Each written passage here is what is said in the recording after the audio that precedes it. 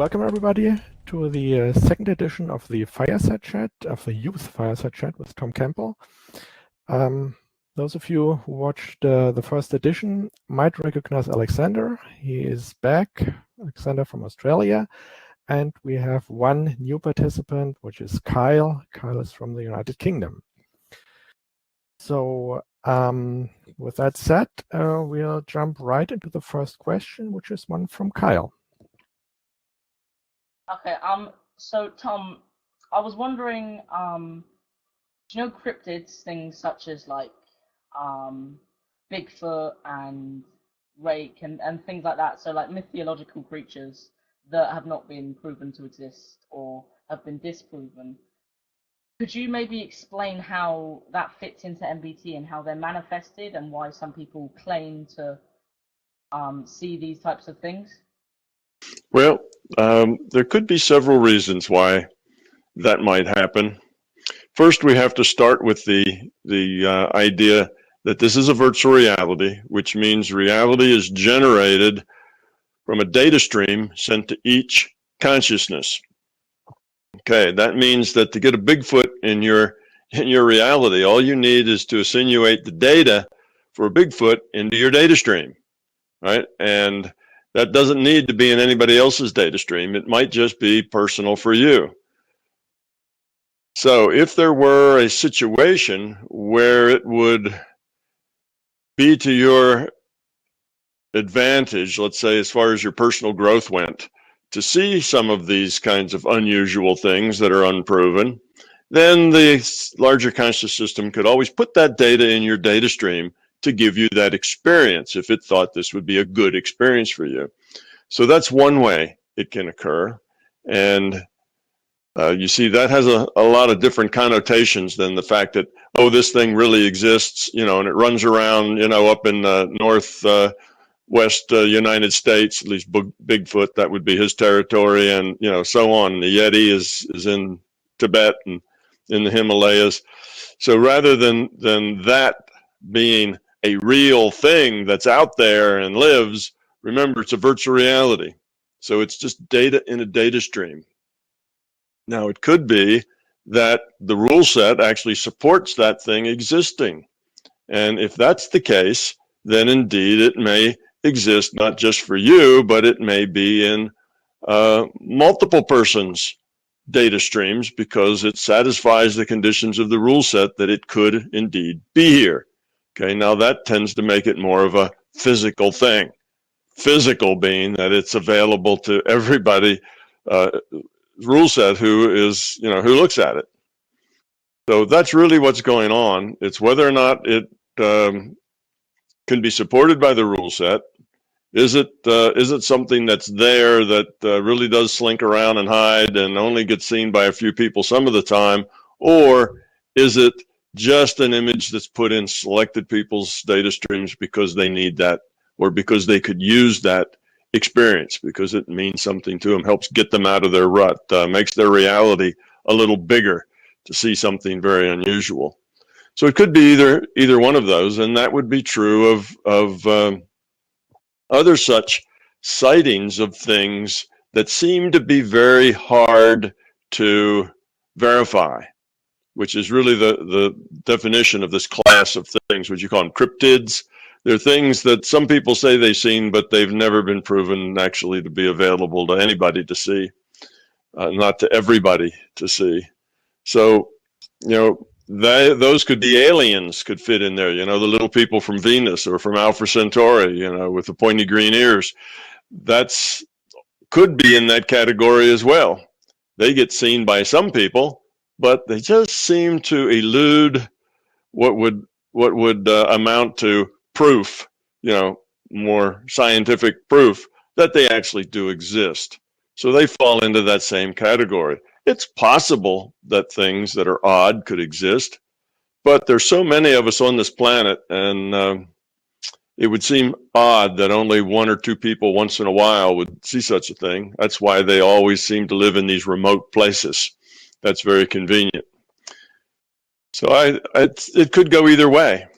It might be a real virtual thing, if you like, something supported by the rule set, or it might just be for the individual's consumption. And there's no way to tell the difference between those. So if you can't tell the difference, then it really doesn't matter which one it is. You don't get too invested in either one of those possibilities. Right. All right. So do you think maybe the larger consciousness system would do something like that on purpose to maybe give that person a nudge, or maybe? Well, yes, that's just what we said. Yeah, that could be that could be one of the possibilities. Yes. Thanks for clearing that up, Tom. You're welcome. Okay, Alexander, you're next. Well, thank you. Now I will tell my question. Is there something else other than human that we can evolve into over many, many lifetimes? Or does the soul only use human avatars? Okay, is there something else you could evolve into? Does this mean that you start out as human and then want to evolve into some other form other than human? Yeah, I guess. Or does it work the other way? You see, if you work the other way, then you might start out as a, as a dog or a cat or a horse and a monkey. And if you made really good choices and raised the quality of your consciousness, you might get a shot then of incarnating as a human. You see, it would kind of flow upward. Now, if you as a human just really, really wanted to be next to an old friend of yours, but you really didn't want to get involved in a whole life experience with it, maybe you could evolve as their pet. Maybe you could be their dog or their cat or something, and you could take on that role just to hang out with them, you see, without really investing a whole lot of your bits in that particular incarnation. So yes, you can incarnate in other kinds of forms. It's possible because you're consciousness, and you can log on to whatever sort of avatar that suits you best at the time. And that avatar could be any number of things. Eventually, when we have conscious computers, that will be another choice that you could log on and be a conscious computer. So all these opportunities are there. The reason that would make you choose one or the other is which of these would be most significant for your own growth. So very rarely would you want an avatar that was that you'd already passed that level, like being somebody's pet cat. That really wouldn't happen very often, because it just wouldn't be to your benefit unless there were very special reason for you to do that.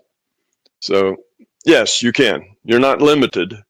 The biggest limitation is what's best for your growth. Okay. Thank you, Tom. Okay, Kyle, you're next. Okay, so Tom, when someone dies, as in their physical body is no longer here, within the first week or so, would it be possible, since you find these psychics that after, years after someone has died, they, communicate with that person, but essentially it's just a copy, it's an exact copy of them. So if you manage to communicate with someone within the first week or so of them dying, as in their physical body no longer being here, would you be able to communicate with their real consciousness and not just a copy, or will it always be like a copy of their consciousness or a copy of them? Yeah, well, in a way, the question is kind of squeezing a definition of what is a copy and what's real. You see, those two things are really kind of smeared together that it's hard to tell. I know what you mean with the question, but we have to realize that copy is really them. It's them without a free will.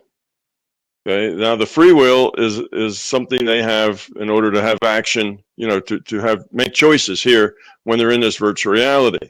When they die, they also go to another virtual reality and they also have free will. So it's possible that at that point you could communicate with them. It's not as likely because at that point they're very busy in the transition process. But yes, it's possible that it would be, that, see, again, it's, when that avatar dies, then that free will awareness unit that was playing that avatar basically doesn't exist anymore. It goes away. It begins to reunite with its individuated unit of consciousness. So now within a few days, you're talking about, how much of it is reunited, how much of that free will awareness unit is still there, and how much of it is really now reunited with the individuated unit of consciousness. So it's pretty nebulous to say, but I won't say that anything's impossible. It could be that, reuniting with the individuated unit of consciousness could be put off for a while because there was a communication that was really important to take place. And that free will awareness unit could maybe hang around for a few days to do that. But in general, that's not how it works. In general, it's you're either talking, you're talking to a data stream, right? That's what defines reality. You're getting a data stream. That data stream represents that other person. It's whether or not that data stream has the same free will of the free will awareness unit that was once playing it. Most of the time, probably 99.99% of the time, it's going to be that you're talking, with the historical figure, this historical avatar, and all of the understanding and emotions and feelings and knowledge that historical avatar had. So you're getting a copy out of the database. Free will awareness units hanging around to make a call home. It just probably, it's just, even though it's not impossible, I'd say it's a pretty remote possibility. So, no, it depends. Sometimes a person leaves here, they die, and they just have this, they were right in the middle of something. There was something that was very critical for them to get across. And then they might just do that first before they go on. So it is possible, just not so likely. All right. Okay, well, thanks for clearing that up, Tom. I think I understand that a lot better now. So, thanks very much. You're welcome. Okay, Alexander, you're next. Thank you. This is my next question. Is it possible to have any memory of your past life at all? Yes, it is possible to have memories of it, and some people have very clear memories of it. Matter of fact, there was a young man, probably even a little younger than you, but about your age, that remembered in detail his experience flying an airplane in a war. He could tell you the kind of plane it was, what it looked like, the make, the models, his name, the name of the pilot, where it was he got shot down, and a lot of detail, so much detail, in fact, that people could look it up, and sure enough, there was such a person, such a plane, and such an event did happen. And this was a young person. I don't know exactly his age, but he was more like 5, 6, 7, probably younger than you, who had all this information. And he was young enough that it's unlikely that he would have dug very, very deep in the history books to find out that particular fact so that he could pretend that he was, this person and was just making it all up from facts that he had gotten. That was very unlikely at his age and of the difficulty in digging this information out. It wasn't something that was well known or easy to find. So yes, sometimes that happens. And when that happens, that's an anomaly. That means it's something that is very unusual. And why would that happen? Well, it probably happened because it's a good lesson, not only for that individual, but for his parents who dug up the information and everybody else that's read the book and watched the video that this young man subsequently made to demonstrate this knowledge that he had. So it's probably affected hundreds of thousands of people and helped open their minds to a bigger reality. And that's probably why it happened. In general, it doesn't happen that you just remember it. but you can go to the database where such information is kept and look at that data and get that information. Now that's a little different than remembering it. That's, that's kind of downloading it rather than just remembering it. So you can do either of those. It's just not a usual thing.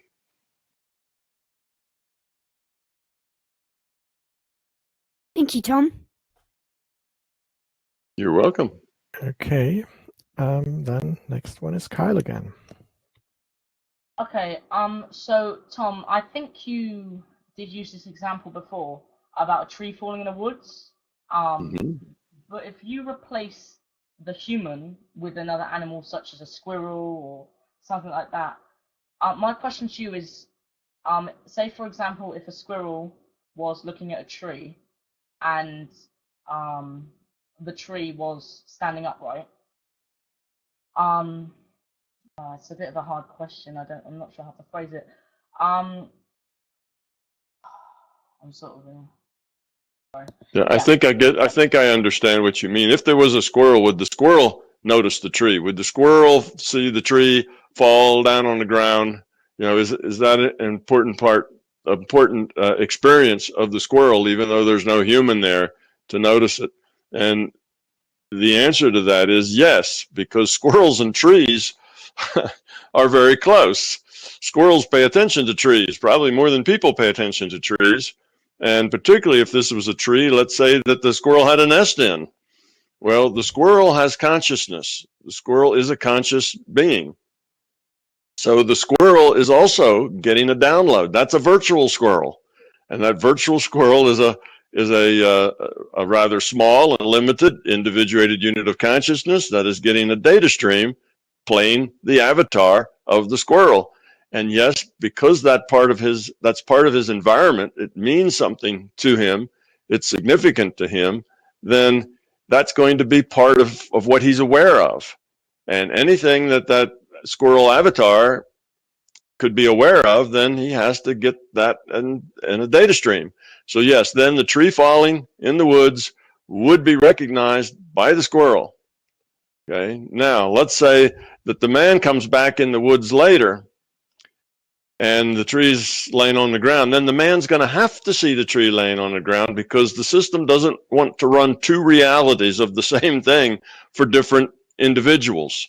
So if the squirrel sees that tree falling, then that's enough to make that tree have fallen for the human. When the human comes back, that human will also see that tree on the ground.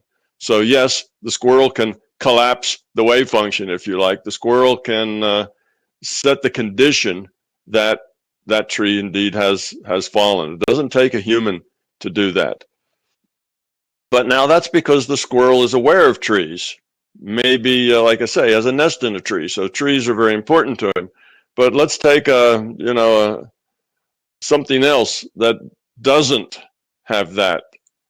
Something else that has that tree is just not part of their reality, even though if they're in that area. Maybe there's some kind of little bug in the dirt or something, and that little bug that lives in the dirt knows nothing of trees, could care less about trees. The tree is not part of his reality. Therefore, that bug doesn't get a data stream defining that tree and the state of that tree. So in that case, whether that tree falls, that bug never notices because it's not in his reality.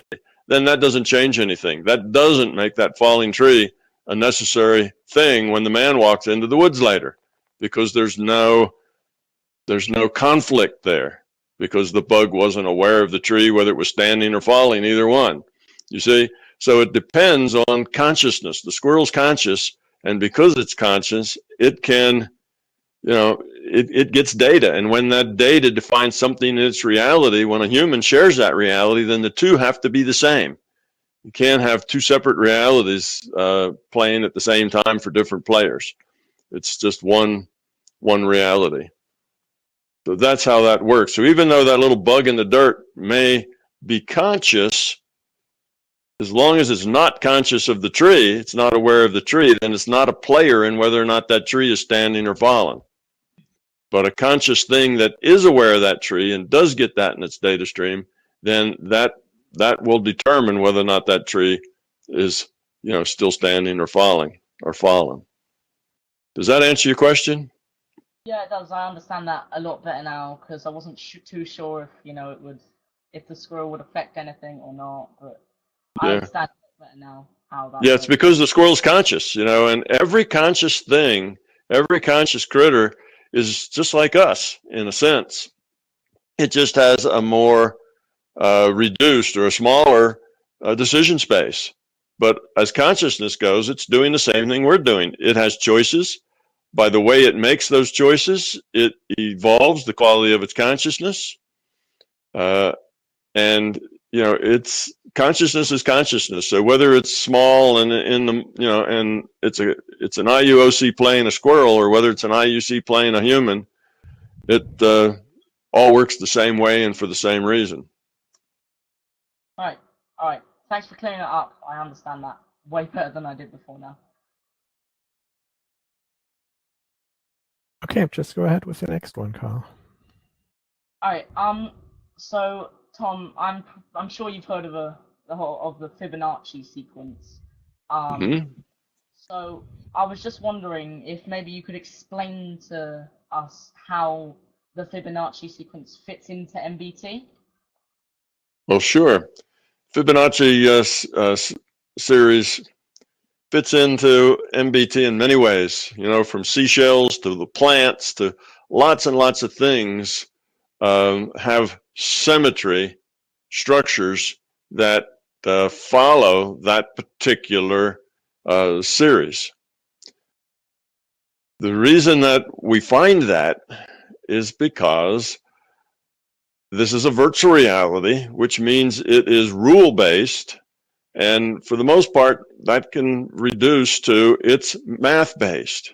It's a mathematics-based reality, and that's really one of the big mysteries that virtual reality solves. Scientists who have understood now for 100 years or so that reality seems to be math-based. In other words, reality seems to speak math, if you will. That's the fundamental language that seems to describe reality better than any other language. Well, that's because it's a virtual reality. That virtual reality is computed. Computed means math. So when the larger conscious system, the rendering engine, if you will, that's creating the data streams to send to conscious critters, consciousness playing avatars here, that computes things that fits the rule set. The rule set is logic, it's mathematics. So that's why mathematical functions like that show up all over the place in our reality, because that's how the rule set computes them. All right. And even more than that, Kyle, is that we find these things. Not only does it show up, say, in the seashell, because it was real handy to create a thing that evolved, a sea creature that evolved that shell.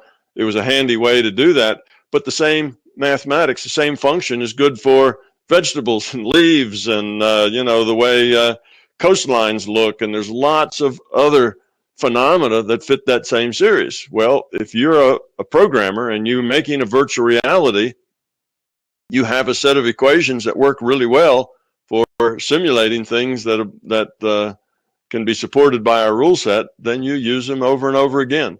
That's why it doesn't just show up once, just in a seashell or just a particular seashell. You'll see that used up many times.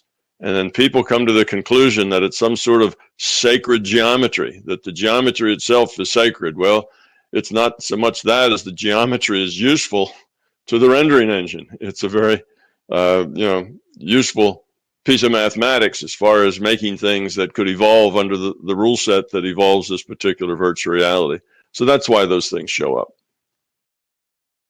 All right. Thanks very much, Tom. Okay, just go ahead, Kyle. This is the Kyle show now. Okay. Keep right going. Keep on going. Okay. Well, I was wondering if maybe you could tell us how exactly consciousness connects to our avatars in this virtual reality? Okay, well, there's a lot of misunderstanding about that. You will read in various books that consciousness connects to the body like the body's an antenna, like it's sending a radio wave to the avatar, and the two, the avatar and the conscious communicate with this this like radio signal going back and forth. And it's not like that at all. So there's lots of metaphors that people use, like radio signals, that are just probably very poor metaphors. That's not really the way it works. The way it works as a virtual reality is you, as an individuated unit of consciousness, you then take a piece of yourself, which is a free will awareness unit, and that free will awareness unit basically logs on to that avatar. It agrees that it will play that avatar from the very first experience that avatar has. So how is it done? Well, it's done the same way you log on to play your character, in The Sims, or what's the one that the kids play now? Think of it, Minecraft. When you log on to Minecraft and you play your character, it's the same way. How do you play that character? How do you connect to the character so that that character does whatever you instruct it to do, follows your choices? Well, you log on. And when you log on, the computer now sends a data stream to you describing what that character does, and you send a data stream to the computer to tell that character what you want him to do next.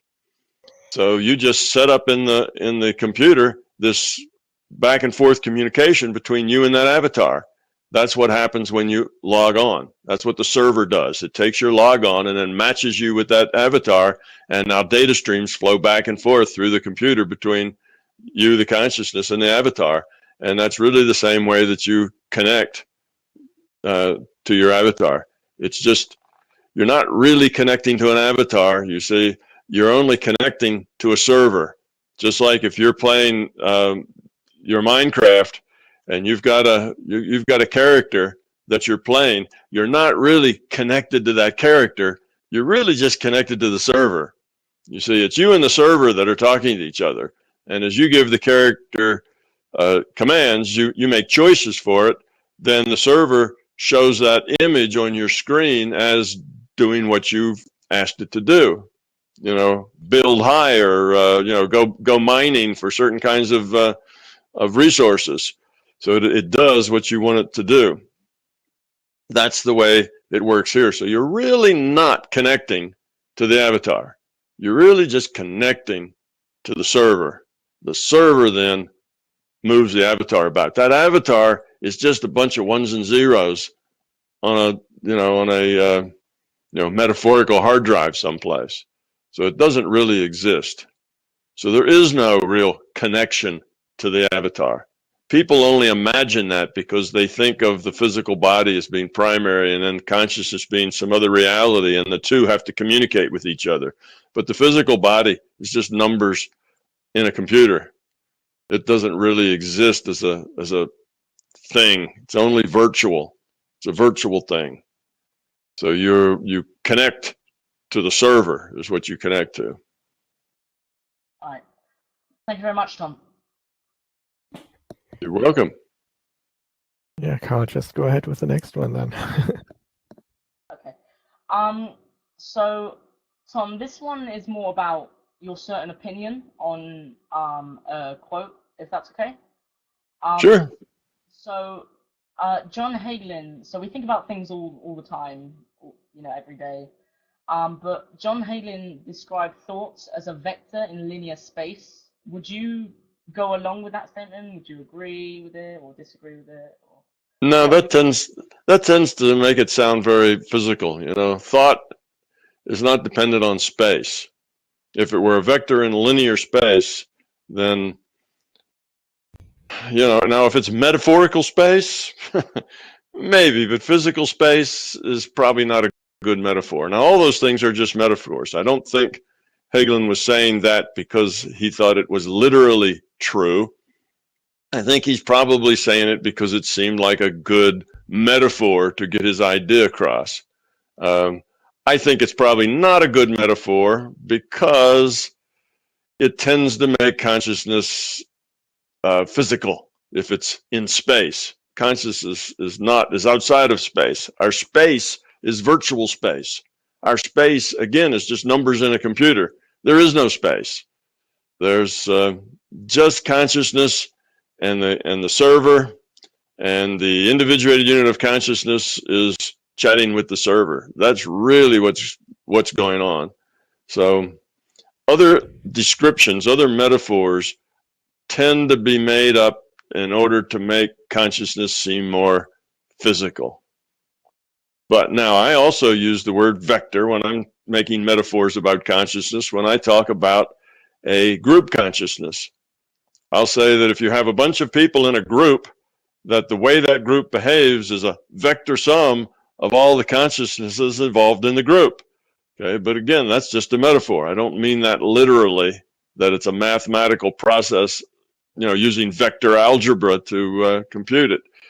That's not the case. It's just that it's all of the various components. That's why I use the word vector. It's all of the various components that make up each one of those individual consciousness that all get summed together to make up the group consciousness, like a mob consciousness. A mob mind has its own way of doing things, and the mob is usually more violent and less rational than any of the individuals inside the mob.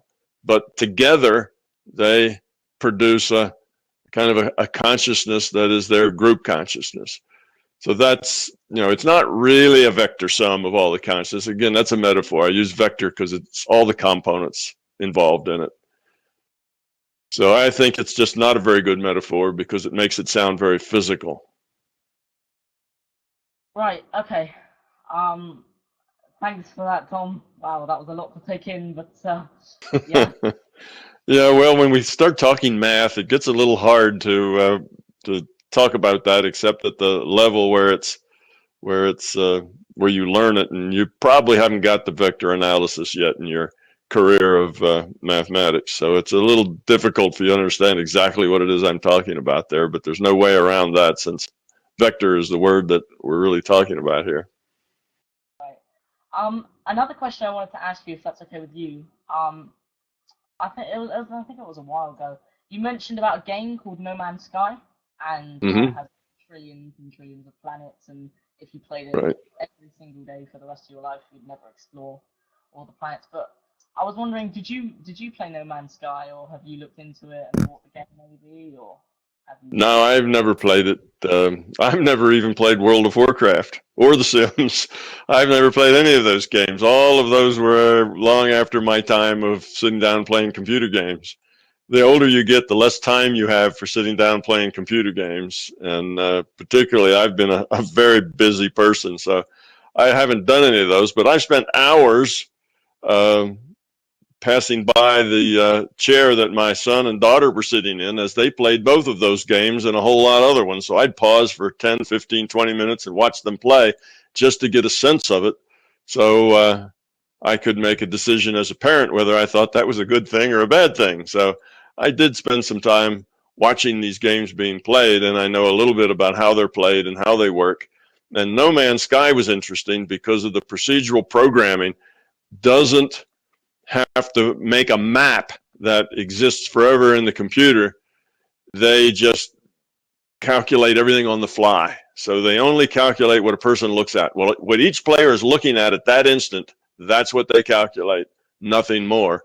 And that makes their computer science problem a whole lot simpler. So that's what's neat about that. But, people are coming along now with ideas. I just got an email from a programmer who's been in the gaming business for 20 years or 30 years or something. And he's taking that another step further so that it's going to be even more efficient and more probabilistically driven and less top-down approach. So we've just seen the beginning. The No Man's Sky is really important because it kind of was the kickoff. It was the first big thing, big thing, and that millions of people heard about it, that let go of the top-down approach and started looking at the realities they were creating in the virtual world as probabilistic realities that were basically bottom-up. They're all individual data streams to player, and you don't send them and you don't compute anything more than what that player needs, or what all the players in the game need at that particular instant. That's the only thing you compute. Nothing is saved. So that was just a whole new approach to programming virtual realities, and it was more similar to the way our virtual reality is done. That's the way our virtual reality is, that we call the physical universe. We all get data streams, and we only get the information computed that we need at the time, and no more is calculated or kept or saved.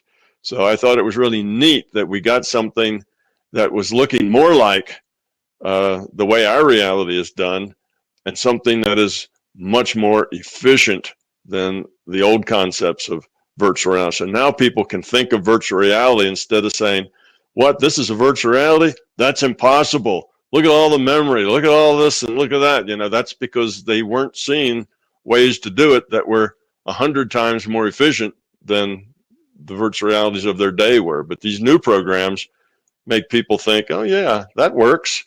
You can have a quintillions of planets, and hundreds and hundreds of thousands of users, and you can do all that on a relative small computer. You don't need a giant mainframe to process all of that. So it makes the concept of virtual reality more credible to a lot of people when these games come out. That's really what's so neat about No Man's Sky. But No Man's Sky is just a start. It's the Pong. It's the Space Invaders of the gaming world. It's just a first shot at this. These ideas are going to get better and better and more efficient as time goes on. All right. Thanks for that, Tom. I have another one. So do you think maybe in the future, within this virtual reality, we'll be coding and making virtual realities like the one we're in, but inside of this one? So. Okay, well that's a good question. You're talking about making a virtual reality in which a consciousness, a free will awareness unit, would like to log into and play that character. You see, now we don't program a virtual reality with virtual characters, and those characters then somehow become conscious. That's not the way it works. A lot of people think of it that way, but when we program, when a computer becomes conscious, it doesn't mean that the individual avatars in that virtual reality that computer is playing are conscious. That'll only happen if in that computer game, so we have a regular, hard, and from our viewpoint, from this virtual reality, it's a piece of physical hardware. It's a computer. It's just a very fast computer. But if that computer can represent a virtual avatars, and those virtual avatars have the consistency, the longevity, all the attributes of something that a consciousness would like to play, then consciousness can log on to play that, and it would then talk to its server. The server now would be what we'd call a physical computer, and the consciousness would have to log on to that server and play the character, you see. But it can only do that if that server, our physical computer, is conscious. So if you had a conscious computer, then a piece of consciousness could log on to that consciousness computer, because it's conscious to consciousness information flow going back and forth, and then that computer could modify those characters in its virtual reality according to the choices made by a free will awareness unit that was basically playing that avatar. So you see, that's the way that what you're talking about could come about. But that's the only way. There's nothing that a programmer going to do that suddenly a miracle occurs and the avatars in the simulation become conscious. That's not the way it works. First, you have to have a computer that is being played by an avatar, a conscious computer. Then that could, evolve one day into the situation where other free will awareness units could then log in to that conscious computer and play its characters. That's the only way that could take place. So that consciousness that is the conscious computer then becomes the server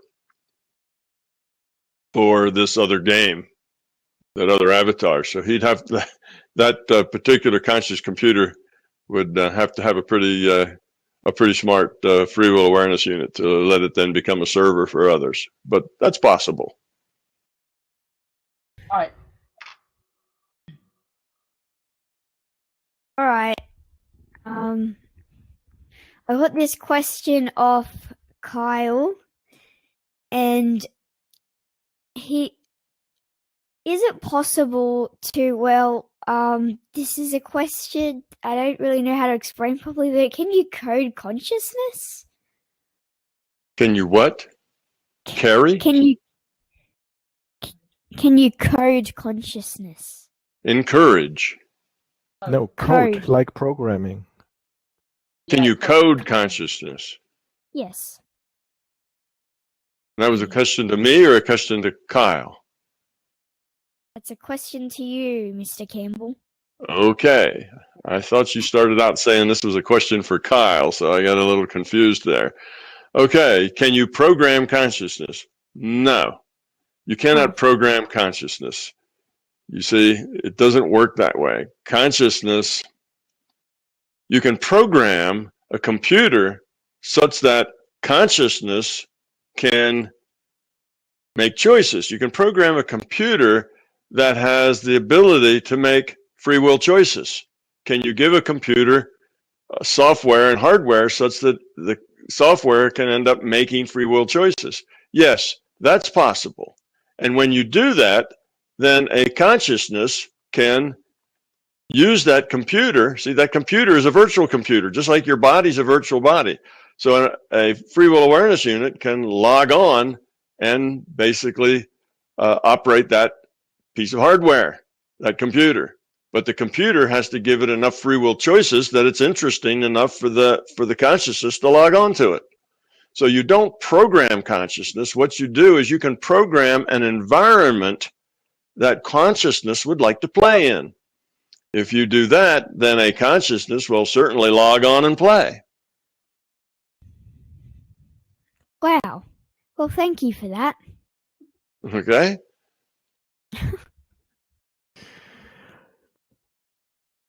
Well, as far as I'm concerned, we are through with the questions. We actually have the problem that 3 participants which wanted to join us didn't show up. So maybe let me come up with one more question here for a second. Tom, I think I remember you telling that you had this connection to the larger consciousness system as a young child. You had out-of-body experiences, and you had them later on when you started meditation while you were in college. But there was this phase in between. And I think I even recall telling you, having you tell that you were like an atheist for a while in that time, in that phase. Do I recall that correctly? Oh, yes. But it was about, I was somewhere 5, 6, 7, where I was having a lot of out-of-bodies, where I was visited by non-physical beings that then taught me how to do out-of-body on my own, and who arranged what I would call, metaphorically, training programs for me to learn how to function in the larger conscious system, in that out-of-body reality frame. Things that I could do, controlling my mind, having strong, focused intents, that sort of thing. So I would put in school, if you will, to learn how to function in that larger reality system. Then when I got to be about 7, 8, somewhere in there, that door was shut, and I was told, you need to stop doing this because you need to grow up like other people, not be such a weird standout that, you don't get socialized properly and, end up, warped and psychologically damaged because you don't fit in anywhere and nobody can talk to you, etc., and you can't talk to others. So they wanted to limit the amount of weirdness that I understood and had. So they shut that door for a while. And when I was old enough to think big thoughts, which is for me then, you kids are thinking big thoughts way ahead that I started thinking big thoughts, but I probably started thinking big thoughts about the nature of reality and how it all put together when I was maybe, 12, 13, something like that, 14. And at that point, I started thinking about religion and whether or not it made sense to me and whether or not it seemed like, a God was an actual thing and not just an invention of humans. And I came to the conclusion that indeed it was an invention of humans. God was created in the image of man, and he represented man's ego and man's, fears, and that there really was no God. That made me an atheist. I probably maintained that attitude through high school, through college, and probably right up to the time that I was working with Bob Monroe. So it was, I was still having out of bodies and things, but I just assumed all of that was just the nature of consciousness. See, I didn't prescribe any religious significance to any of it. It was just the way consciousness worked. I then began to see that though it didn't have a religious significance to me, it did have a spiritual significance, if you want to use that term. And for a long time, I didn't use that term because it just sounded too religious. But indeed, spiritual is a good, was a good word that just means a component of you that's other than just this physical reality component. I realized there was other parts of me, which I called consciousness, that existed in larger reality frames than just the physical. So, okay, the word spiritual kind of fits that. So then I took spiritual out of the words not to use because they sound religious and I'm an atheist into the box of words that I could use because they kind of accurately describe what's going on. So then I became aware that there is a spiritual dimension to people. And of course, religion claims to know about that spiritual dimension. And then a funny thing happened. I started realizing that many of the things that religion say that are not part of their dogma, not part of their creed, not part of their rituals, but just the basic attitudes that many religions had, fit very well into the way I was understanding reality and consciousness to be. We have lines out of Christianity like God is love. And we have the lines from the Buddha, 2,500 years ago, that this is all an illusion. And so on. These things, the more I understood the larger conscious system, the more I could see that in all of the major religions in the world, they had a lot of it right. They had a lot of the attitudes and ideas and philosophy correct. Their metaphors sometimes were very dated. The metaphors weren't modern enough that they didn't feel too natural to me. But the concept, the ideas behind those metaphors were right on target. So that was a kind of a big aha moment for me, that I saw that religion did have a bona fide spiritual concept, if you will, and it wasn't just a bunch of dogma and rituals and things that people memorized. And there was some real significance to it that was fundamental to the nature of reality. Of course, I also still understand that there's also a lot of nonsense connected to it that has to do with the dogma and the rituals and so on that are just metaphors. I just see those as metaphors that you shouldn't take a metaphor too seriously. You have to realize it's just a tool. It's not a sacred thing. It's just a tool that we use because it works. So anyway, yeah, I kind of went through this whole thing of first being an atheist. I guess my first point that I really decided where I stood with religion, I was an atheist. And then I kind of broadened that atheism and that agnosticism into a spirituality that really embraced a lot of all of the religions as having parts of the truth, but none of them had all of the truth. They all had nonsense that went along with them, but they did have a lot of the fundamental truths right, which is why, I have people come up to me and say, well, Tom, have you been studying Tibetan Buddhism? And I say, no, not really. I know it exists. And they say, well, I have. I'm a Buddhist monk, and I've been studying this for 30 years. And your big toe sounds exactly like, Tibetan Buddhism. And I hear that from all sorts of different religions. I hear that from probably 10 or 15 different philosophical sets. They tell me the same thing. Well, that's because there's just one truth. And there's lots of ways to approach that truth and lots of metaphors to describe that truth. And religion have a fair amount of that truth correct. So that's kind of my journey of, being non-religious and spiritual instead of religious, and then seeing that the religions actually do have a lot of good material in them as well. Wow. Again, a lot to take in, but I think I understood a lot of what you said. So I have another question. So in the world, you're talking about Buddhism, and in the world of Buddhism, people, Buddhists would explain the term as enlightenment, but what would be the term to use in MBT as enlightenment? Well, one of the problems with enlightenment, as many people use it, and even many Buddhists use it, not all, but many Buddhists do, is it's used as like a description of a destination. It's an endpoint.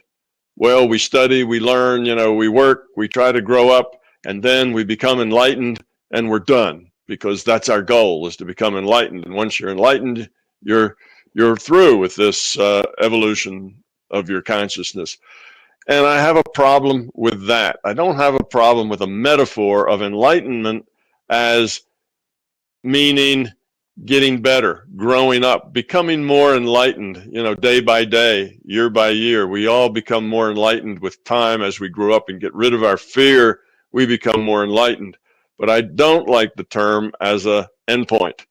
We will become enlightened, and that means we have zero entropy, and we have zero fear, and there's really nothing else for us to do anymore. We've arrived. So some of the Buddhists say that then you become one again. You melt back into the Godhead. In other words, you become one with the larger consciousness system, and you just rejoin that larger system. And others maybe have other ideas of what's going on there, but this end game I reject. I don't think there's an end game. I believe there is no time when you're done. And I think that as soon as you start feeling done, that's when you begin to de-evolve into more fear, more ego, and more beliefs. So I think it's one of those things that you can approach zero entropy, but you can never get there. And if you ever believe that you are there, then you'll probably start sliding back and your entropy will start increasing. That's the nature of reducing entropy. You have to constantly put energy into it, otherwise it starts to dissipate. It starts to unravel. Entropy just naturally grows if you don't put any energy in to keep that entropy reduced. All right.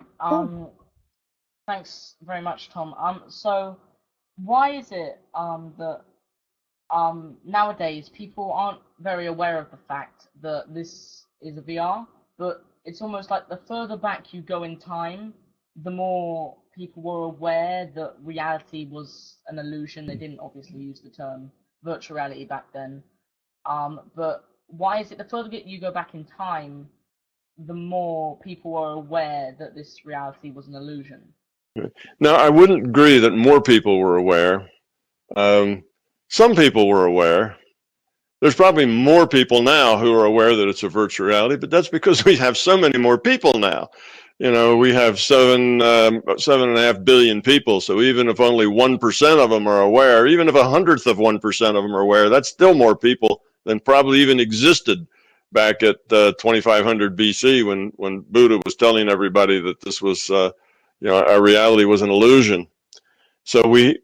But you did have people from the beginning. You have, if you look at the not only the Buddhism, but out of, Buddhism was a branch out of Hinduism. And back hundreds and hundreds, if not millennia before the Buddha, there also was awareness of a bigger picture, and that the reality that we have being insubstantial, it wasn't the real thing. So that's gone back for many thousands of years, because people have always, people have always been conscious, right? They've always been played by individuated units of conscious. And if you are an individuated unit of conscious, you have access to the databases, you have access to bigger pictures.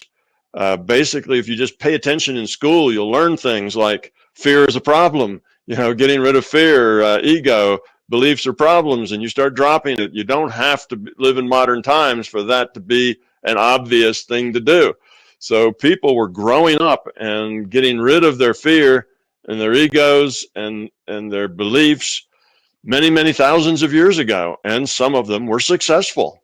And when they were successful, well, I guess they looked like geniuses to everybody else. They seemed to understand the nature of the world. They seemed to be able to answer questions and explain how things worked. So people started to follow them, and they became big wheels, and history recorded what they said. And now we have that recording, and it looks like, wow, people back then were really pretty smart. Well, there's also lots of people here today on this planet now who have, bigger pictures. Lots of us have bigger pictures here, but we're still just a very tiny, tiny percent of the whole. Now, I don't know whether that percentage has grown or gotten bigger or gotten less. That would be hard to tell. Could be that when there were just 300 or 400 people that understood it back in a time when there were only tens of thousands of humans walking the planet, that they would have had a higher fraction than we have today, because we have so many people. I don't know that. That's some research that would have to be done.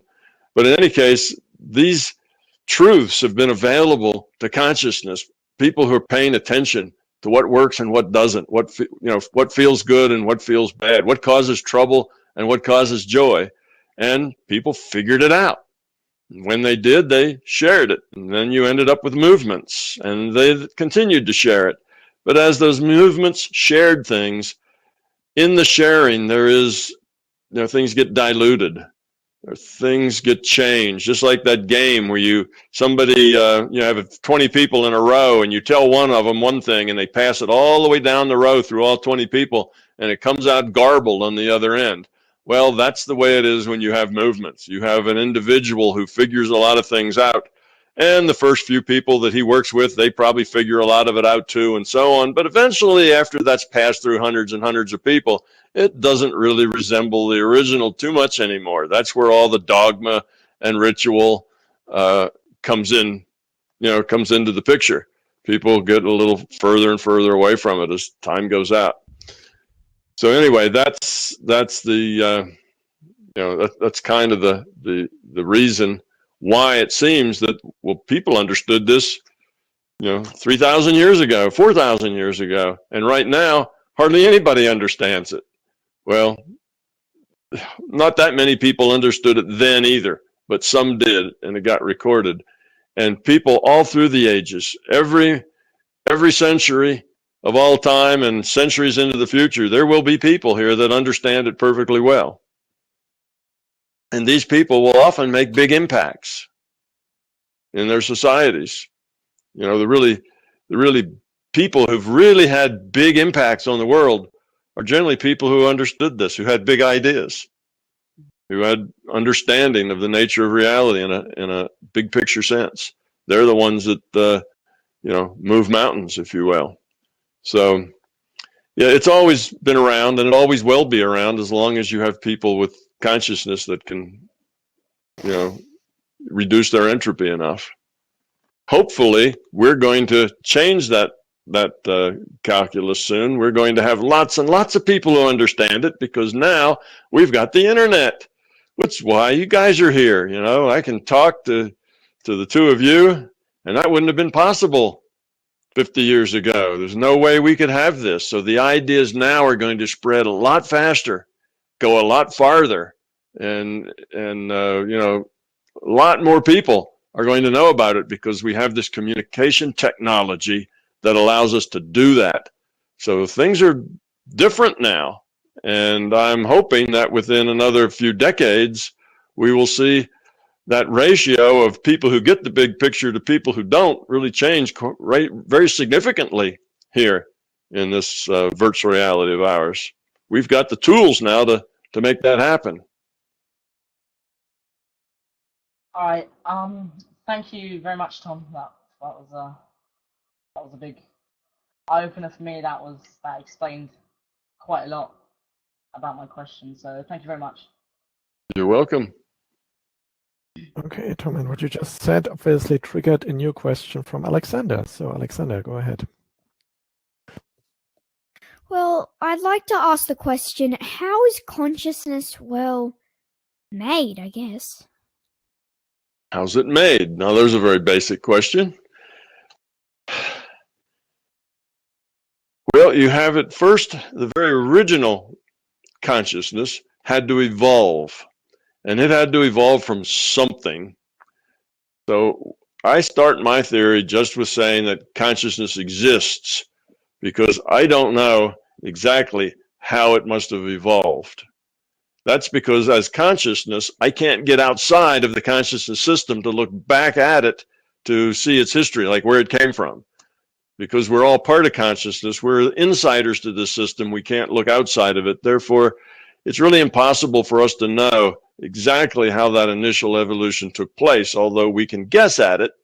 And I have some good guesses about how that could have worked, but I don't really know. So I start with an assumption that consciousness exists, but now that's not a conscious like ours. That's just a very basic, rudimentary, the kind of the lowest unit of consciousness that could possibly exist. From there, it just evolves, and it evolved in time to be this huge system that I call the larger consciousness system that has virtual realities and subsets of itself, individuated units of consciousness that play characters in these virtual realities. Now we have that.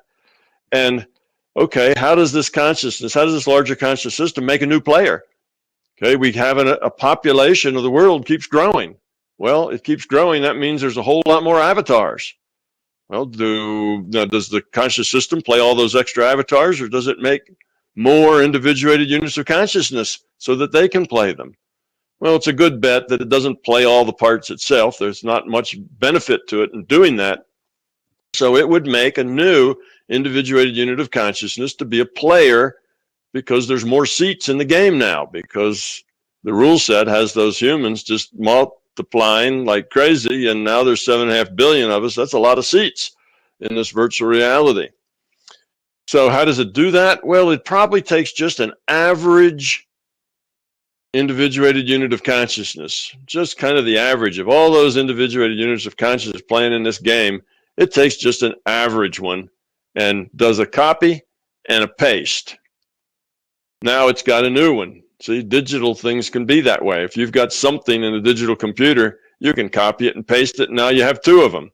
So it's just a copy, paste, and it can create as many individuated units of consciousness as it needs for the seats, because it can duplicate averages. Now, as soon as that duplicated average starts to experience things, well, it starts making choices in its own experience, because now it's playing the virtual reality and making choices. Then it starts to evolve or de-evolve on its own. And before long, it's completely unique. There's no other consciousness just like it, because no other consciousness have ever had that exact same set of experiences in that exact same way. So very quickly, each consciousness becomes a unique player that is evolving from wherever it started, wherever it's taken itself with its experience. So that's how it's done. So at the higher level, after you already have the system, it's just pasting. It just can create new ones whenever it wants to. At the very beginning, where did it initially come from? That's a much harder question. And the answer is not only, can't we, or don't we know that for sure? I mean, know it in a scientific way, but we can't know it. in that kind of a way. We can only know it in a form of conjecture, not in a form of fact. Well, thank you, Tom. You're welcome. So Tom, I have a yet another question for you. So is it, in your opinion, that this might be a VR, or that this is a VR? Well, that's a good question. You know, how much do I believe the story that I'm telling? And I would say that I don't believe any story that I tell or that anybody else tells. You know, belief is not a good place to come from. But what I do is that I look at all of my experience and all the facts I know, all the science that I understand, and I say, how can we explain all of these facts, all of my experience and all of the facts I know, all the things that science knows, at least the things that science knows that I also know. And I look at all that and I say, what system can explain all that? And I come up with a virtual reality. That's how I got there, is having a whole bunch of data points and seeing what sort of understanding would explain all of the data points, every one of them. So there was no data point it didn't explain. And it was consistent with everything we know. And then when I made these new experiments, it also predicts things that we don't know yet, experiments that need yet to be done.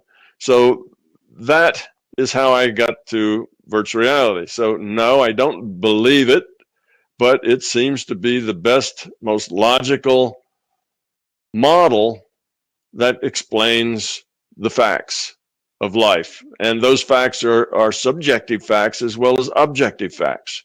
So it's all of those facts, the facts that I substantiated from my experiments in larger consciousness system. I'm talking about those facts too. Those are subjective facts. Those are not objective facts because they came from my own experience, not general experience.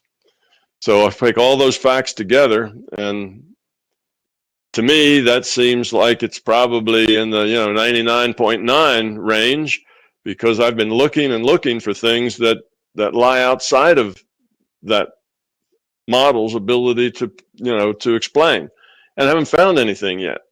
Everything seems to be explainable. So that makes it sound to me like it's more likely to be true. But I won't say it, yes, that's absolutely true, it's the way it is, and there's no question. That would be a belief.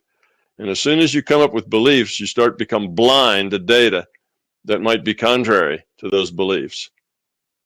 That's why you have to always be open-minded, and you have to always be skeptical. So I'm skeptical of my own theory, because that's the way good science is. Good science has to always be skeptical of itself, particularly of itself.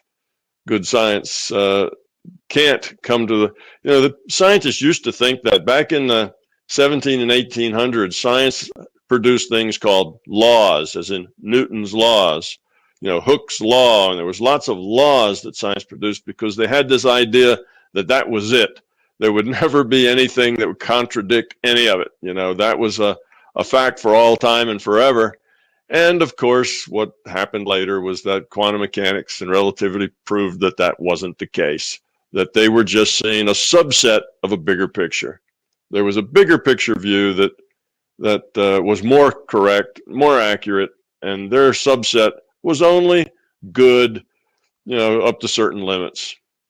So that's the way, that was when scientists decided to stop calling things laws, because they realized that, there's a lot of time yet that has to happen before this universe explodes, and there probably will be discoveries that will show that things aren't exactly the way we thought they were. So let's not call them laws and embarrass ourselves. Let's just say we're open-minded and skeptical, and this is the best model available. I think that is true. I haven't seen any models that are even close to its ability to describe and explain and predict. But is that makes this model perfect? No way. You still have to keep your mind open and still be skeptical of this model. Right, okay, I think I understand that now. Thank you very much. So Why do you think that scientists deny the double slit experiment's behavior? Why do you think that some scientists do that?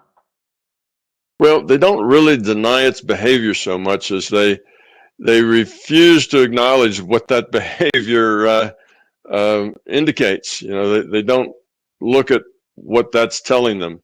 They know the double slit works exactly the way it works. They've done the experiments. They've seen the results. They know that's truth because that's an experiment. And in science, that's how you find truth. You do an experiment, and if a lot of people do the same experiment and get the same results, then you call that a fact of science.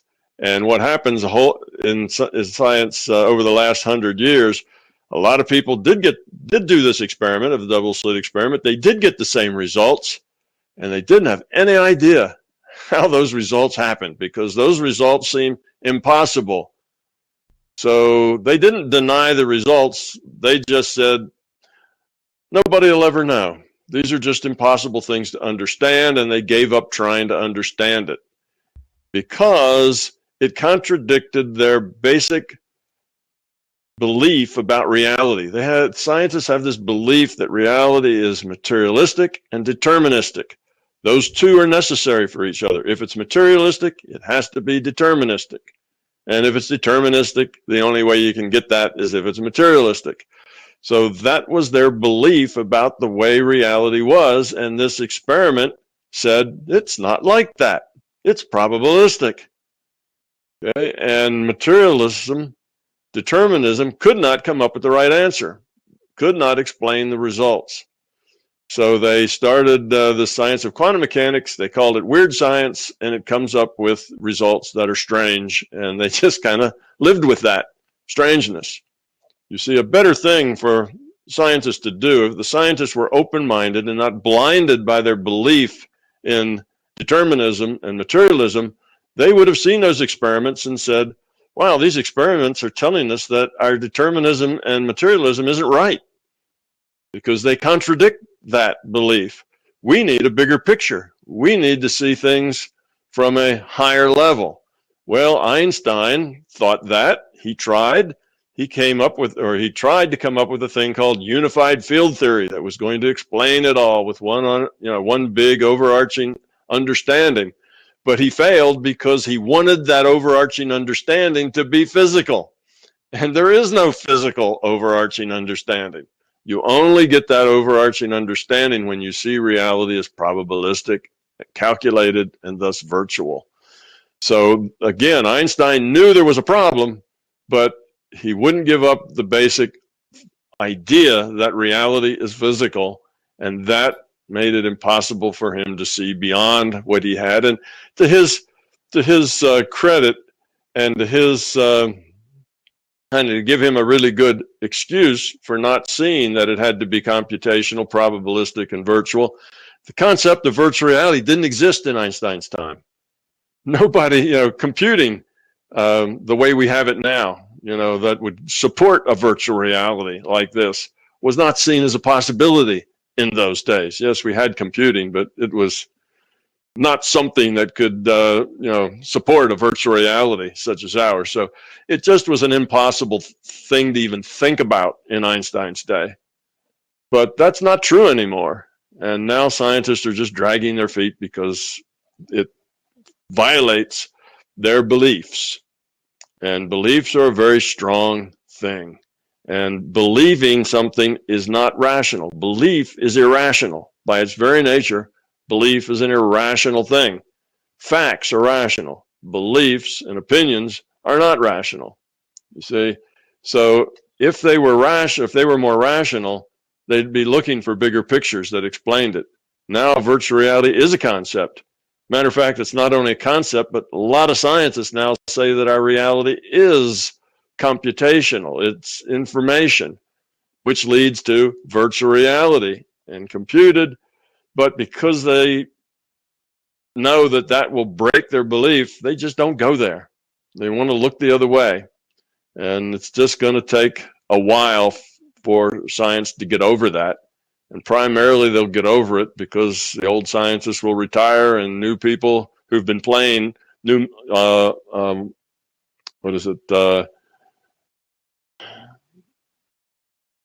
something man. What is it? Man Sky. What was that? The simulation. Yeah, No Man's Sky. No Man's Sky.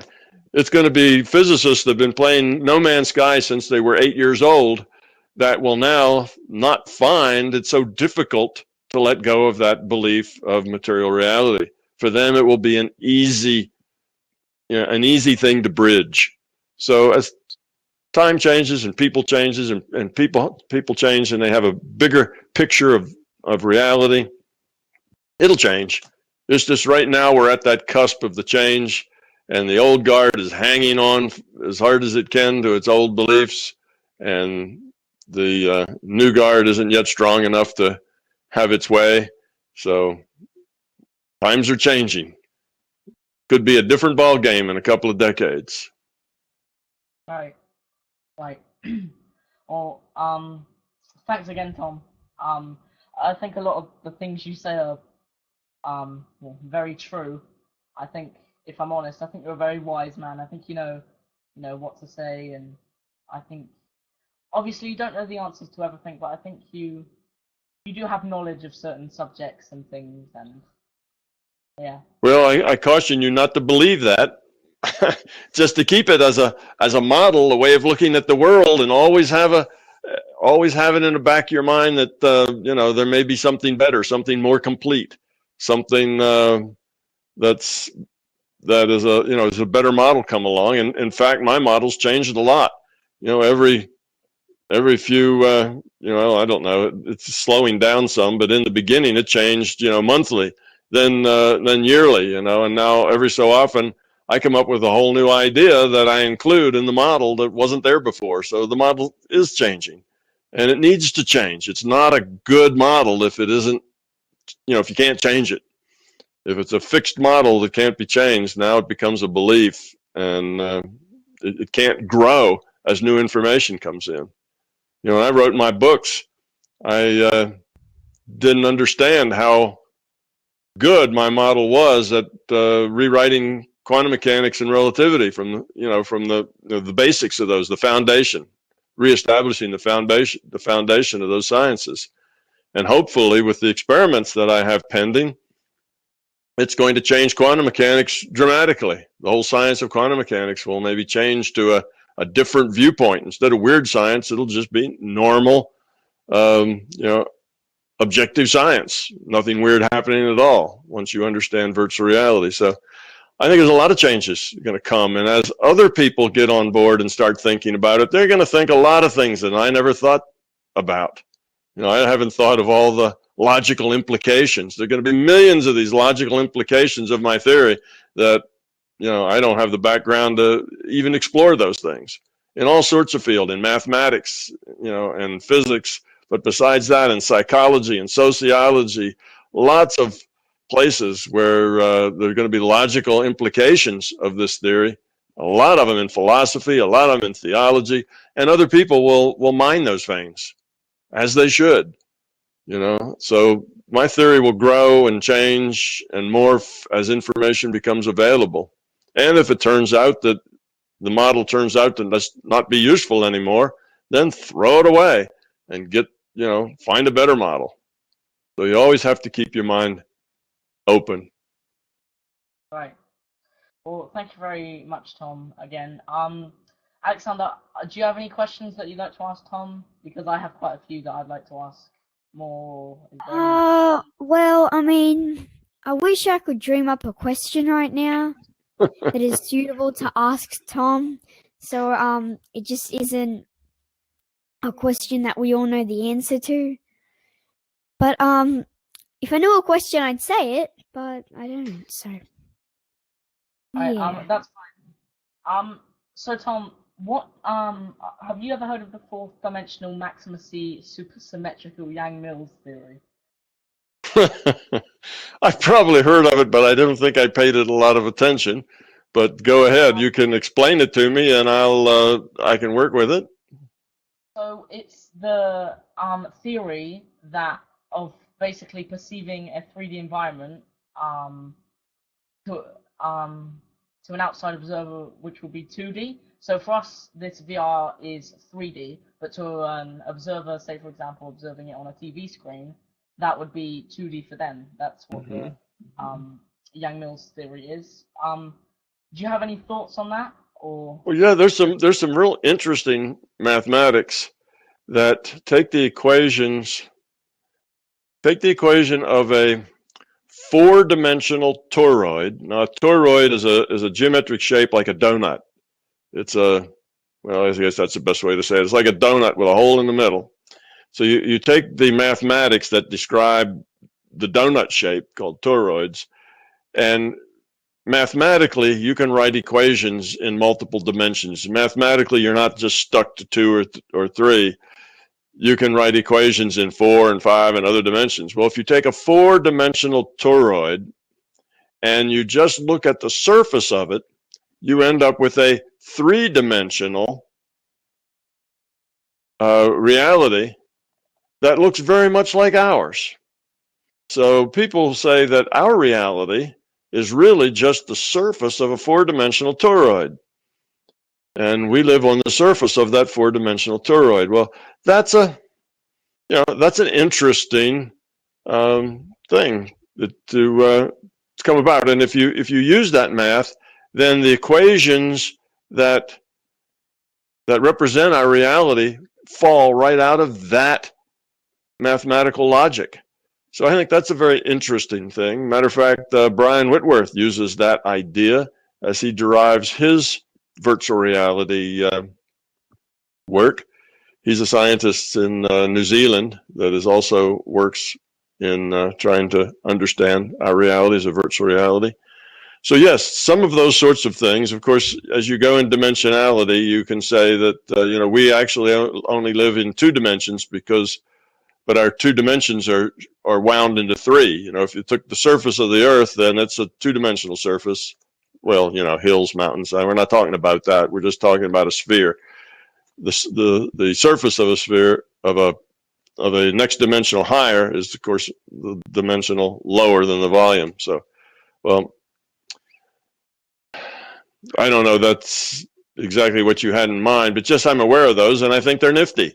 I think they're significant, and I believe they kind of help us understand the logic that might explain how this virtual reality is computed. Okay, so the mathematics that computes this might indeed start with a 4-dimensional toroid, which mathematics can do very well, and then look at its surface. And maybe that's the model that the rule set has worked with. That's possibility. So that's why I think they're interesting models, but they don't really tell us much that's too important other than possibilities of how the rule set might have been derived. All right. Thank you very much for that, Tom. Again, that was quite a lot to take in, but I think I did understand most of what you said.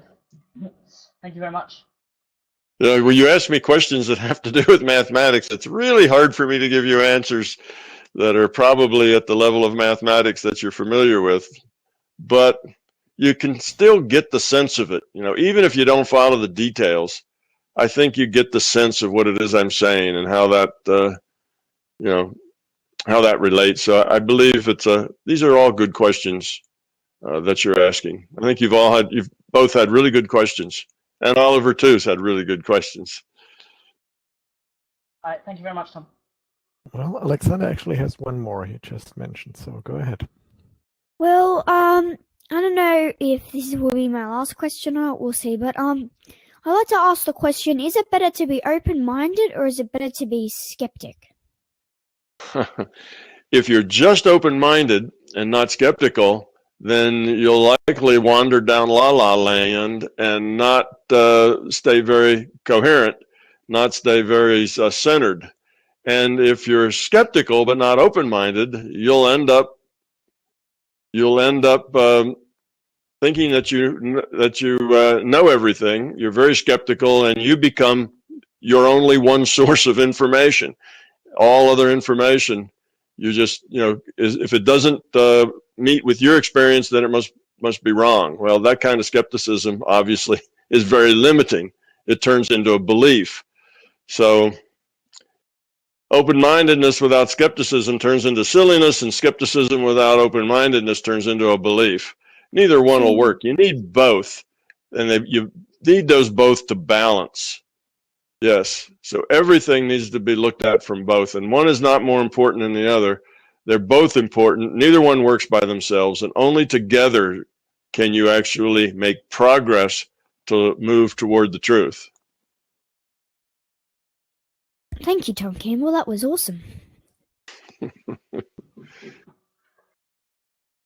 Okay, Tom, so I have another question. Do you think that, obviously we've gone very sort of small, we've gone to like particles and things like that, we've observed particles, scientists have observed particles in their labs and things like that, but do you think one day we'll get so small that maybe one day we'll be able to catch a glimpse at like a pixel of this reality, or do you think that's not possible?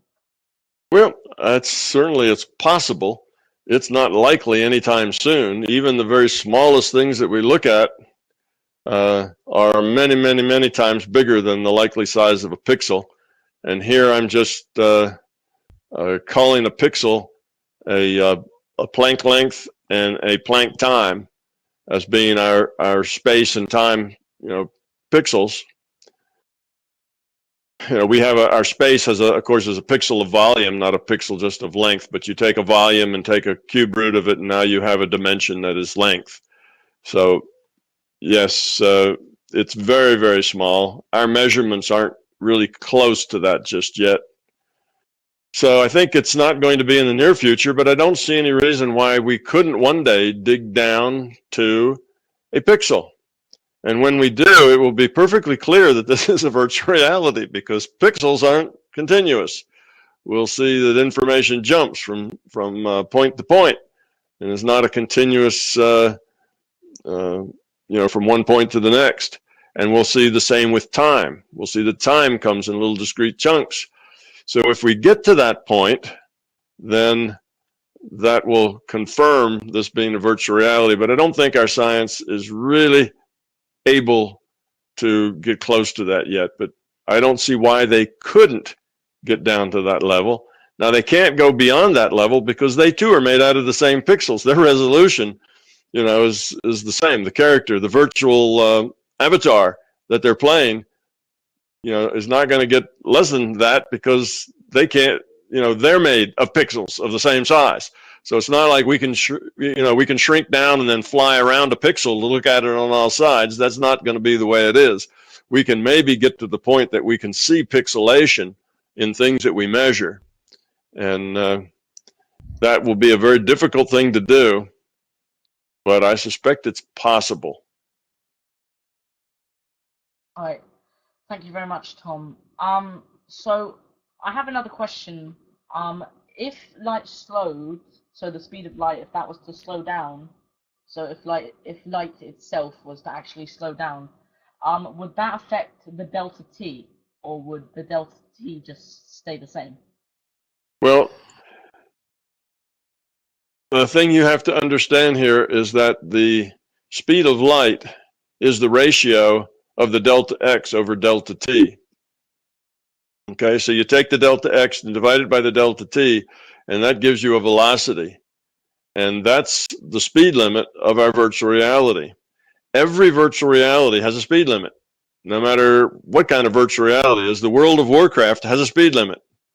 It only has so much resolution. Sims has a speed limit, and that speed limit is the smallest unit of distance divided by the smallest unit of time. So that if pixel by pixel, now this is based on an assumption that things move from pixel to pixel to pixel. They don't teleport from this pixel to some other pixel someplace else. They have to go from contiguous pixels, pixels all in a row, if you will. Things have to move from pixel to pixel. Well, if they do, then the fastest that anything can go is at every delta t, it moves one pixel. The next delta t, it moves another pixel. That's the speed limit. And that happens to be our speed limit c. So now, if if you went, you could go into that equation, since C is the result of the delta X divided by the delta T, you could go into that equation and you could make delta X smaller, okay? And if you did that, then the speed of light, so you would have a smaller thing divided by the same thing, and it would be smaller. Or you can make delta X bigger. So you could vary that, but that's the resolution at which you're computing distance. That's the delta X. And that's based on delta T, which is really the thing that drives the experiment, which is the resolution in time. All simulations, and a virtual reality is just a simulation, all simulations are dynamic. Well, all interesting simulations, like the kind we're talking about, are all dynamic. That means they're driven by time. So you have a bunch of equations, our rule set, that defines what's going on in the simulation. Then you increment delta T, just one unit, one more delta T. Then you recalculate everything to see how it changed. Then you increment delta T again and recalculate everything to see how it's changed. And that's how the simulation works. It works by incrementing delta T and then seeing how much it changes. So that's the basic variable that the computer has control of. Okay. Now the computer also has something to say about how small is the delta X. So the delta T says if that gets smaller, that means the computer has to compute more for the same amount of time going by. So that has to do with the computational requirements of the computer. Now, if delta T or delta X gets smaller, that's basically the display resolution. How much data does it have to collect to a resolution of that much in the display? So those two things determine what the computer can do. You can make delta T bigger or smaller, and if you did that and didn't change the other one, then C would get bigger or smaller. You see? So it's not that if you just moved, you could keep C the same if you change both delta X and delta T, so those ratios are the same. So let's say if we double delta X and double delta T, you'd have the same ratio and it'd still be C. But now we'd have a bigger delta X and a bigger delta T. And likewise, you could, which would be a lower resolution. You want higher resolution, you could have a 10th delta X for your distance resolution and a 10th of our delta T. So delta T is now, 1/10 as big as it was. And now you have a much finer resolution in space and time, and C would be about the same. But I say about the same because you can't just, in a discrete system made up of pixels, you can't just double things or 10th things. Things have to come in some integer number of pixels, you see? So you can't change that ratio exactly. But you can get the numbers of pixels such that you can make that ratio as close to the old value as you can. If you changed just one more pixel, if you changed it just a little bit more, you'd get a little bigger or a little less. So that's why, as our technology has gotten more and more precise, the system has needed to increase the resolution in time and space that it paints this picture, for the display screen, if you will. Because we keep digging deeper and deeper and looking at smaller and smaller things. So you'll actually see that the speed of light does change a little bit. Because when the systems had to increase the resolution by changing delta X and delta T, they've tried to keep that ratio constant, but they can't because they're working with pixels, with discrete things. They can't just make it to be exactly the same. So the speed of light's gone up and down a little bit here and there through the last 100 years as our technology has gotten more and more precise. And we've noticed that, but that's another one of those things that scientists have noticed but don't have any idea why that's happening. So that's kind of the relationship between the delta T, the delta X, and the C.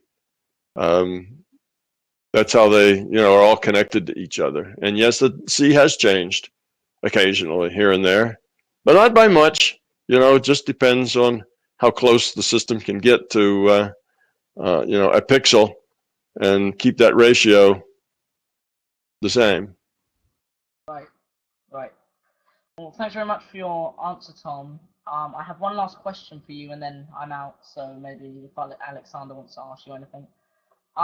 But why are many people sort of close-minded, if not for a better word? So if you was to tell them about MBT, they'll hear you obviously, but they'll usually disregard it as just rubbish and things like that, and they won't really be interested in it. They'll just sort of think you're a bit of a, nutter and just brush it off. Right. This is why you have so much trouble talking to your friends about these things, because your friends just really aren't interested and don't want to hear it. So what happens is that people almost always feel that they know almost everything important. That's because we don't know what we don't know. It's impossible for you to be aware of what you don't know. You see, that's what's called a tautology.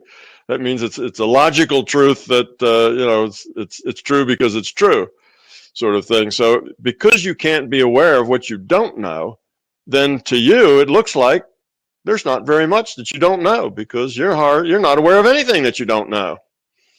So that leads you to believe that you know almost everything that's important. Well, when you know almost everything that's important and somebody comes with you to something that you have no idea about that sounds really strange and different, and you don't know it, then your first guess is that they must be wrong. They must be confused, because I don't know that, and the people I know don't know that, and I don't hear that in the movies. I don't hear that in songs. I don't hear that on the TV.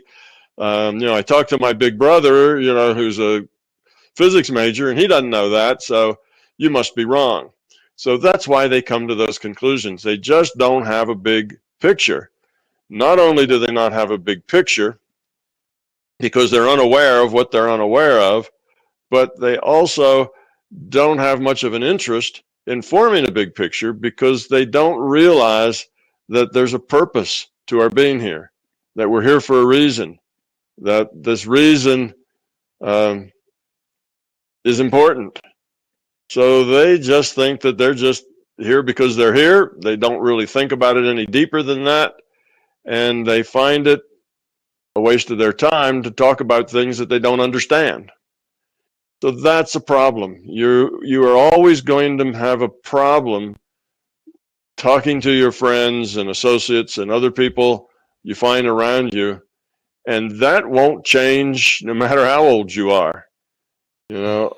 When you're 40 years old and you work for a company and you've got a lot of other professionals who are well educated around you, you'd think, well, then I'd be able to talk about it. No, it still doesn't work that way. You still can't talk about it to the people at the office, because they still don't want to know, and they still are unaware of what they're unaware of. So that goes for all ages. It's not just because you're young and the other people who are young don't care, but most people in our whole society, no matter what their ages are, don't really care very much either. It's a matter of not understanding a bigger picture. So you just have to realize that that's the way it's going to be. You come on to these things and we can chat. So, I understand what you're saying, and other people who watch these chats, they'll understand the questions and the answers. And so there's a group of us who get it, and we'll talk to each other and keep growing ourselves and lowering our entropy and growing up. And eventually there'll be more and more of us and more of us, because we got internet, we got communications, and the scientists will eventually get it as well. And when they get it, 1 billion more people will get it the next day, because the scientists are the ones that tell everybody else how the world works. They tell everybody what to believe. Now, all these other people won't get it from a sense they really understand it, but they'll believe it because the scientists told them. So suddenly they'll think that it's not such a dumb thing to talk about anymore, even though they don't understand it any better than they used to. So hopefully over the next decades, by the time you get as old as Oliver there, hopefully before you get as old as I am, hopefully things will be such that there'll be lots of people willing to discuss this with you, because the big picture will have spread to many people. But if not, that's all right. You just grow yourself, talk to the people you can talk to, and let other people be the way they are. And don't ever feel superior because you understand big pictures and they don't. That would be a mistake. Everybody here is pretty much doing the best they can with what they came in with the understanding that they got here part of the being level of their IUOC. And they're struggling to figure things out as they go. Some people are further along that path and some are not so far, but everybody has to go at their own speed in their own way. You can't explain things to people. They have to figure it out for themselves. So don't feel superior, just feel different and be glad of that difference, because that difference is going to eventually turn you into a happy, joyful person that finds a lot of meaning in your life. And that will be a joy to you. They'll still be struggling, trying to figure out which end is up and why it is they're always so miserable. And very slowly they'll figure that out. So yeah, caution you against the arrogance of, I know and you don't, I know more than you do, I'm better than you, because that's not true. You're just different than they are. You're just ahead of them in figuring out the big picture. And what you make of this big picture as you grow up, well, that'll change too. So it's just think of your life as a constant learning process, and that'll never change. No matter where you are and how much you understand, you're always in a learning process. That goes back to one of the first questions that had to do with enlightenment. You're never going to be done. There's always things to learn, always ways to grow up, always people to help. And you don't help them directly by telling them what they need to know. You just help them by giving them an environment where they can change themselves. That's the thing. So putting out things like we're doing tonight, the four of us are going to put out some videos that will give other people a chance to understand better some of the things that we understand. So that's the point. And some of them will listen to it and say, what nonsense, and go away. And other ones will listen to it and say, wow, that made a lot of sense. I get that better now. So we'll be helping people. Your questions will be helping thousands of other people figure things out for themselves. So by putting these videos out there, we're just creating an environment that other people can come and share that environment with the video, and some of them will learn something important. Yeah. Wow. That's very true. I have one more question for you, Tom. Is the LCS conscious, and if so, is it just as conscious as we are, or? Yes, it's conscious. We are pieces of it. We're conscious. It's conscious. So it's conscious. It knows what it's doing. It's created the virtual realities for a purpose. It knows what that is. It creates the computer that's the server for the virtual realities. It has a purpose. Everything that's created has to have a purpose, or it wouldn't have been created. It requires purpose for form to take shape. Form needs a purpose of some sort. Otherwise, it doesn't stay in its shape very long. If there's no purpose, it may take shape, but it disappears just as easily as it comes if there's no purpose or point to it. So yes, it is aware. It's intelligent. It understands things, and it has the biggest picture of all. So its picture is a lot bigger than our picture, and it understands a lot of things that we don't understand. But it's not that it's a super consciousness. It's just that it's the operating system, if you will. It's the system that runs the show. So it has a lot more functions to perform than we do. We're just the players in the game. We don't have to worry about where the server comes from. That's somebody else's thing. We're just the player in the game. So yes, it's conscious, it's aware, it's intelligent, and it knows what it's doing, and it does things for a purpose. It has free will. It makes its choices. All right. Well, thank you very much, Tom, for your answers to my questions. I'm all out of questions, so yeah. Thank you very much, though, for your answers. It's been a... You're welcome. You've run us right up to the time where we were supposed to end anyway, so it's come very, very well. You know, we had a little bit of a late start, but we've done our 2 hours, and the questions have been good. And I think they will be informative to a lot of people. We talked about a lot of things that other people have very similar questions. I'm sorry if I couldn't always voice my answers to a level that was easy for you to understand. I know sometimes I was talking a little over your head, particularly with the math, but I didn't see any easy way out of that problem. But I think even those cases, you still got the gist of it. And that's really all that people have to get. The details aren't that important. You get the gist of it and you can go on and process from there. More information will come to you later in life, and things will make more or less sense as you go, and that's as it should be. So I think it's been a lot of fun.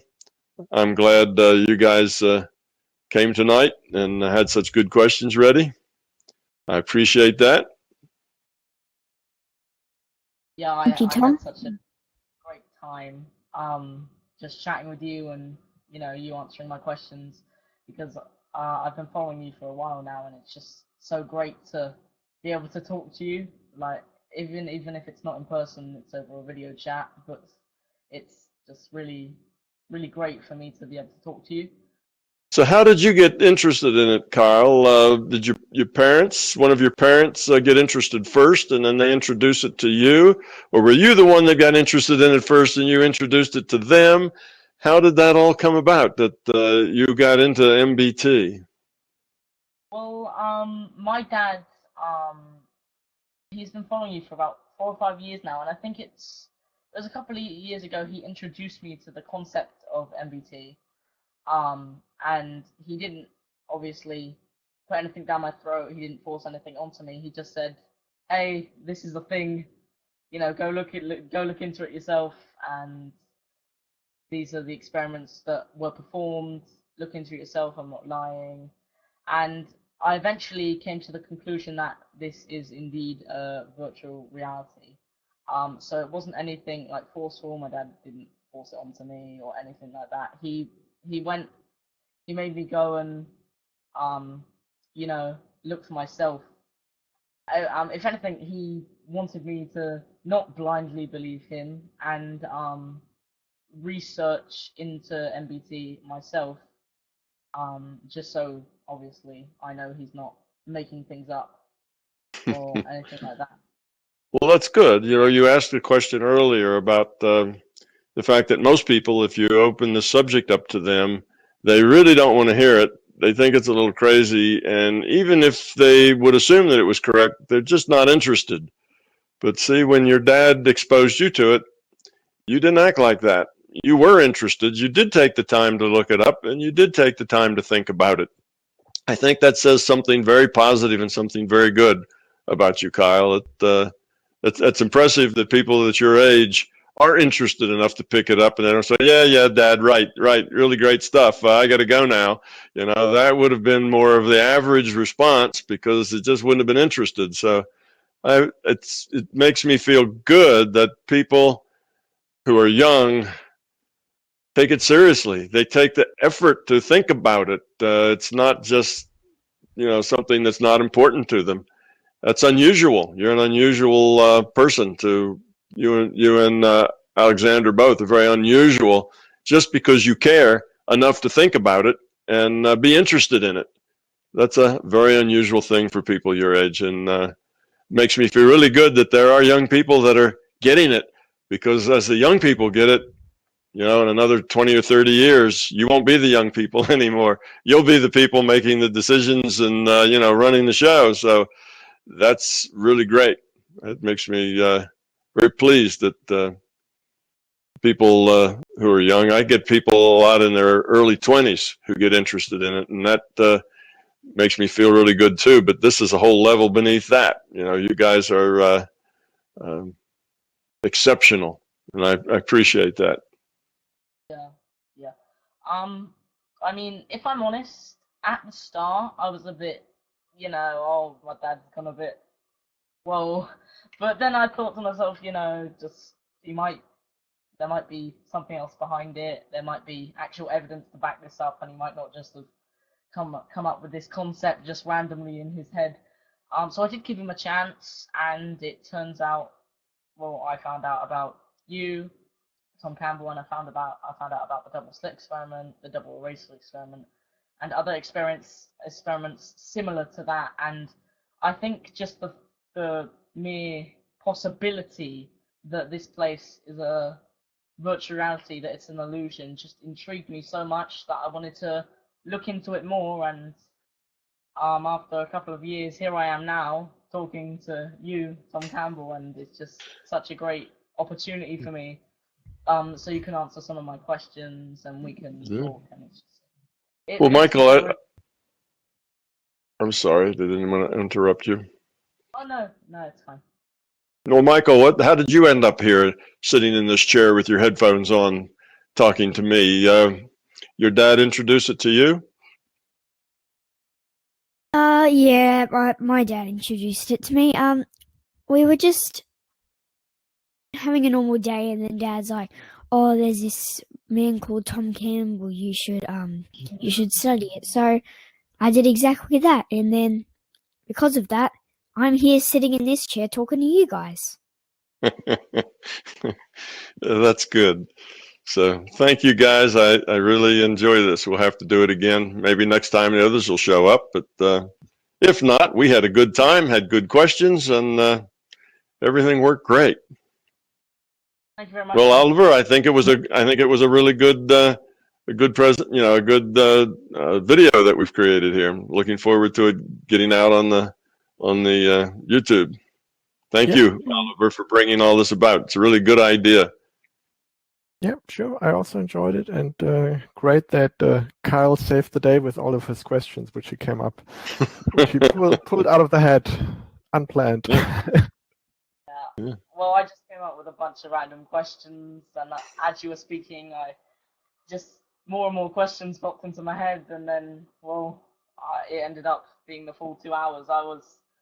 At first, I was sort of gutted because I was like, we're not going to go for the full 2 hours. But then, just out of nowhere, bunches of questions just came into my head, and well, it turns out we managed to go on for the full 2 hours, which for me is really great.